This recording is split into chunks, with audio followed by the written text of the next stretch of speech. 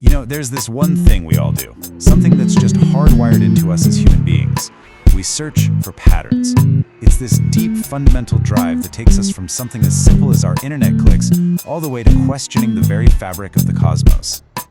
I mean, seriously, how do you take the pulse of an entire planet? It sounds like a question straight out of science fiction, right? But what if I told you we're kind of already doing it?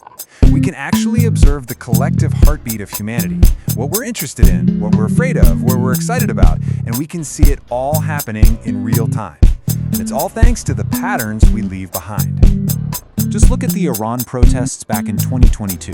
As things were happening on the ground, you could see this massive spike in search data from all over the world.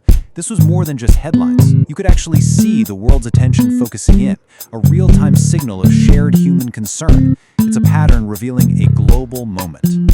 Or how about the unrest in South Africa in 2021? The data didn't just tell us that people were paying attention. It showed us how much they were paying attention and for how long. You could literally watch the pattern of a nation's response to a crisis unfold, day by day, hour by hour. But, it's not all doom and gloom. This planetary pulse picks up on our joys and our trends, too. Take the rise of glamping, glamorous camping, in Indonesia. The search data just explodes around holidays. It's a crystal clear pattern showing us exactly how people want to relax and spend their money. So, what does this all boil down to? It means tools like Google Trends are giving us this incredible live feed of human activity. We're not waiting for old reports anymore. We can see the dynamic, unfolding story of what humanity cares about right now. It really is like taking the planet's pulse, and it's all written in data. Okay, so we're getting pretty good at spotting these huge global patterns. But what happens when you go from just observing patterns to actively trying to create them?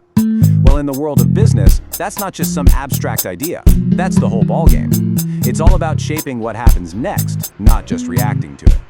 And that brings us into the world of strategic management. The best way to think about it is like a formal blueprint for running a company. It's this disciplined process of looking at the world, figuring out a plan, and then putting that plan into action to give yourself a real sustainable edge over the competition. And one of the most classic tools for this, you've probably heard of it, is the SWOT analysis. Strengths, weaknesses, opportunities, and threats. It's just a really structured way to find the patterns, both the good and the bad, inside your company and out in the big wide world. It helps you build a game plan that uses what you're good at and protects you from what you're not.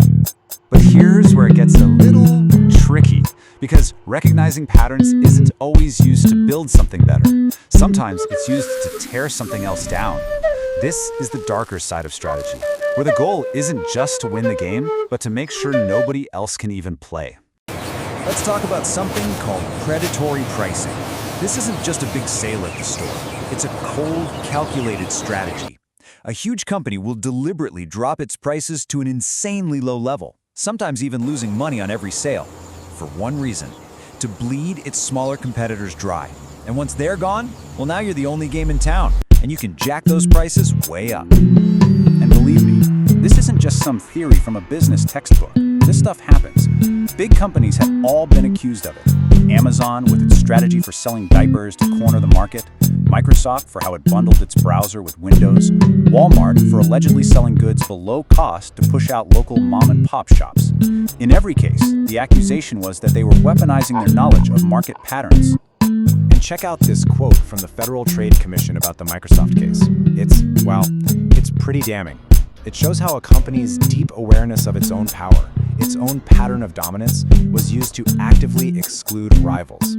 These are the very real consequences when pattern making is used as a weapon. Okay, so we've been talking about these messy, real-world patterns, competition, social trends, all of it. But what if you could just get rid of the mess entirely? What if you could engineer a system, a pattern, that was nothing but pure, clean, unambiguous logic? And that question, right there, is the whole idea behind this incredible experiment in language. I mean, if a business strategy is a blueprint for action, could you maybe create a blueprint for communication itself that just eliminates all misunderstanding? Okay, listen to this sentence. I saw the girl with a telescope. Simple enough, right? But wait, who has the telescope? Is it me looking at the girl, or is she the one holding it? English kind of leaves you hanging. Now imagine a language where that's just not possible. That's Lojban. It's a constructed language where the grammar itself forces you to be precise. There is no ambiguity. See, Lojban was literally built to be a perfect pattern. Its grammar is based on formal logic, and there are no exceptions to the rules. None. It's this amazing attempt to design a system for thinking that is perfectly ordered, a flawless pattern for communication. All right, we've gone from data to business strategy to designing a whole new language. Let's take this one last giant leap. What if the whole universe, and I mean everything, including us, is already part of one massive, ultimate, unbreakable pattern? A system we didn't design, but one that completely governs our existence. This brings us to a huge philosophical idea called causal determinism. The concept is actually pretty simple, but its implications are massive.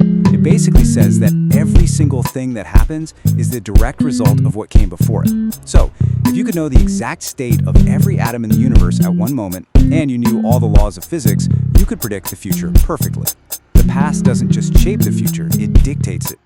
Now, this idea kind of branches into two big ways of thinking. You've got hard determinism, which says, yep, it's all predetermined, which means your feeling of making a choice, your free will, is just an illusion. Then there's soft determinism. It says, okay, maybe our choices are determined by everything that came before, but we can still call ourselves free as long as nothing is physically stopping us from acting on our desires.